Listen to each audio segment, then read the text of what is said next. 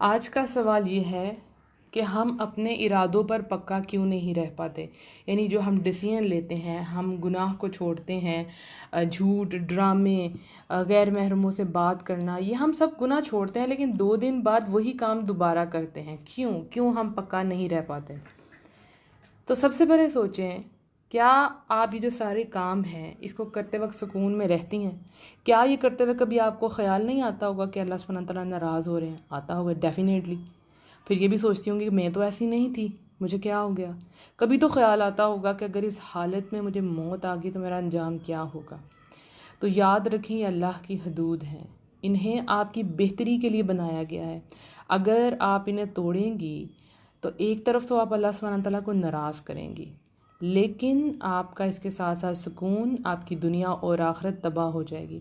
مثال کے طور پہ آپ نے دیکھا ہوگا کہ کچھ ایسے گھر ہوتے ہیں جن کی چھت جو ہے اس کی دیواریں نہیں اٹھائی گئی ہوتی، دیواریں نہیں بنائی گئی ہوتی، باؤنڈریز صرف ہوتی ہیں.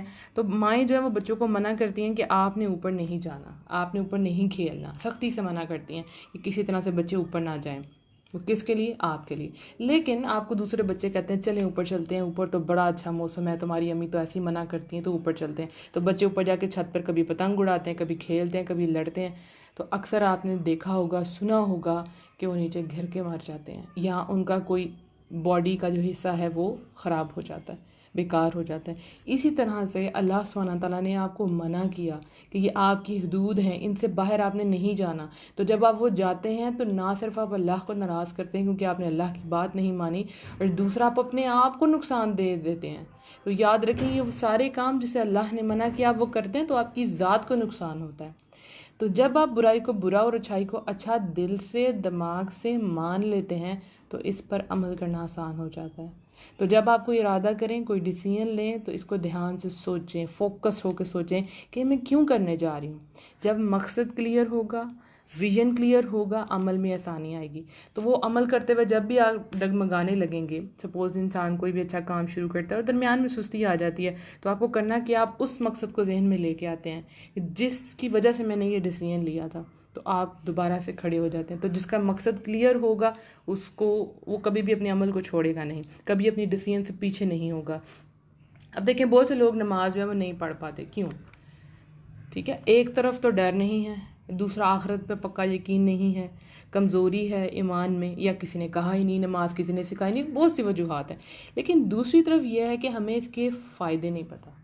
جب آپ اذان میں سنتے ہیں حی علی الصلاۃ، حی علی الفلاح، آؤ نماز کی طرف، آؤ کامیابی کی طرف، ہمیں مطلب ہی نہیں پتہ ہوتا کامیابی کیا ہے. ہر قسم کی کامیابی نماز میں لکھی ہے آپ کی، ہر قسم کی کامیابی آپ کی نماز سے ریلیٹڈ ہے، جڑی ہوئی ہے اس کے ساتھ. 5 وقت میں آپ اللہ کے حضور جب جاتے ہیں، آپ کے تمام دنیا کے، دین کے، آپ کے ذہنی، آپ کے جسمانی جو بھی پرابلمز ہیں وہ سالو ہو جاتی ہیں. کوئی بھی انسان ہو وہ کبھی بھی فائدے کی چیز کو نہیں چھوڑتا، لیکن اگر کسی کو فائدہ ہی نہ پتہ، وہ آگاہ ہی نہ ہو، تو کون عمل کرے گا؟ تو آپ کو ہر کام کرنے سے پہلے اور ہر کام چھوڑنے سے پہلے اس کے فائدے اور نقصان کا پتہ ہونا بہت ضروری ہے. پھر آپ کو پتہ ہوگا کہ آپ نے اچھا کام کیا ہے کہ نہیں. دوسری بات یہ کہ جب ہم کسی چیز کو چھوڑتے ہیں تو اس کی جو اسپیس، خلا بن جاتی ہے، اس ٹائم کی یا اس ہیبٹ کی جو خالی جگہ ہوتی ہے اس کو پور بھی تو کرنا ہوتا ہے نا. صرف چھوڑتے نہیں ہیں بلکہ اس کی جگہ پہ اچھی چیزیں لے آتے ہیں. سپوز اگر آپ ڈائٹنگ کر رہے ہیں، ٹھیک ہے، تو اگر آپ کھانا پینا وہ بری چیزیں چھوڑ دیتے ہیں، پیزا برگر چھوڑتے ہیں، تو اس کی جگہ آپ کیا کرتے ہیں؟ بھوکے نہیں رہتے، آپ ہیلدی ڈائٹ کی طرف آتے ہیں، ہیلدی لائف سٹائل کی طرف آتے ہیں. ٹھیک ہے. اگر کوئی انسان سانگس چھوڑتا ہے تو اس کو کیا کرنا ہے؟ آپ نے سارے سانگس ڈیلیٹ کر دیے، باقی دل کا رہے کچھ سننے کو، انسان کی فطرت ہے، اس کو اچھا لگتا ہے. تو آپ نے قرآن کی تلاوت انسٹال کر لی، آہستہ آہستہ آپ کا دھیان سانگ سے ہٹ جائے گا. بری صحبت تھی، بری کمپنی تھی، برے فرینڈس تھی، اب آپ نے ان کو چھوڑ دیا. ابھی کمی آ گئی کہ فرینڈس کے ساتھ تو باتیں کیا کرتے تھے، اب کیا کریں؟ تو اس کی جگہ اچھی دوستیں بنائیں.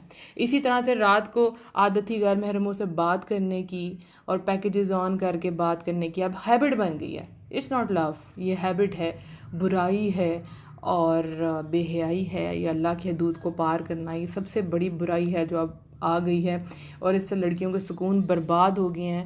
اور روز تقریباً اس سے ریلیٹڈ میسیجز آتے ہیں اور پھر دھوکے بھی کھائے جاتے ہیں. سب سے بڑی بات میں آپ کو بتاؤں کیا ہے؟